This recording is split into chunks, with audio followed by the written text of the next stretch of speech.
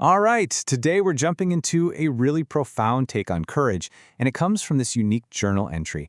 It's this idea that real courage isn't about fighting some external battle, but it's about the much harder, much scarier task of going back to the places that once broke us. And this sentence right here, this is the heart of our entire explainer. It's asking a question that, let's be honest, many of us have faced in our own lives. What does it actually take to confront a past that we've spent years trying to get away from? It's a huge idea, so let's really dig in and see what it means to return. Okay, part one, the courage to return. So why is it so hard to go back? I mean, really, what's the big deal? Well, the source suggests the answer isn't just about avoiding bad memories. Nope, it's something rooted way deeper, in our psychology, and even in our body. Which brings us to part two, running from ourselves. To really get our heads around the psychology of avoidance, we're going to look at the ancient story of Moses, not as a history lesson, but more like a map for the human experience of dealing with trauma. So the story kicks off in a place called Midian, and you can think of it as a perfect metaphor for our own coping mechanisms. It's the new city we move to, the new job we dive into, that new relationship. It's anywhere we go to build a new life, just hoping that routine and distance will bury the past. But what's really going on under that quiet surface? This slide just lays it out so clearly. On the one hand, you've got the surface of Midian, a new life, safety, routine. It looks great, but then you look underneath, and you see the reality, what the source calls a nervous system collapse. It's a place where trauma is just being managed, not healed. A place where Moses wasn't just running from danger, he was running from his own destiny. And this right here is a crucial insight. The escape isn't always from a physical place or some bad event. A lot of the time, we're running from the shame and the identity we've attached to our past. He was running from the version of himself that he saw as a failure, as a fugitive. So, part three, when fear becomes calling. Every story of avoidance, of running away, eventually hits a turning point. And for Moses, it's the famous burning bush, a moment that completely transforms him psychologically and spiritually. Now, this transformation actually starts physically. His body is just flooded with adrenaline. I mean, you know that feeling, your heart is pounding, your hands are shaking, there's this rush of energy. It's that classic fight-or-flight response, and it is the exact same feeling that made him run from Egypt all those years ago. And this slide just nails the core idea. The physical sensation, that adrenaline, the trembling, is exactly the same in both situations. What changes is the interpretation.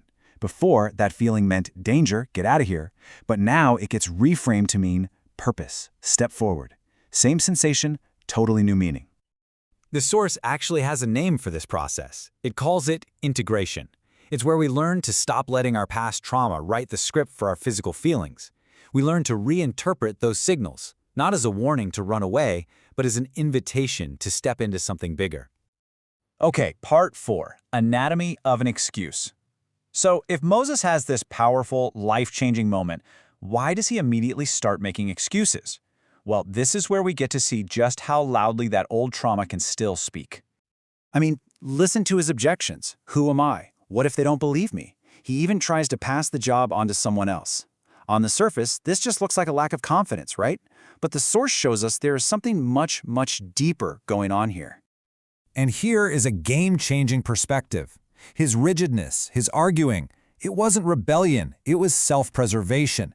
It was his nervous system still remembering the trauma of Egypt, desperately looking for any logical reason to avoid going back to the place that almost destroyed him. And this gets to the real heart of the debate. The conversation wasn't really external at all. It was an internal battle between Moses' new calling and his old shame. Every single excuse was just another way of saying, I am still that same failure from Egypt. So that brings us to our final section, the real meaning of courage.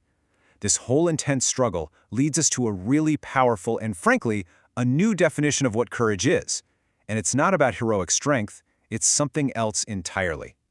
The key insight here is that courage isn't about having everything figured out. It's not about waiting until you feel totally healed or 100% confident.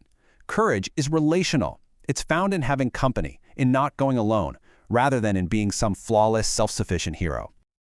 So, returning to Egypt isn't about repeating the past, because Moses is no longer the same person. He goes back with a different identity, a different assignment, and a different companion. It's a whole new mission, and crucially, this time he's not going alone.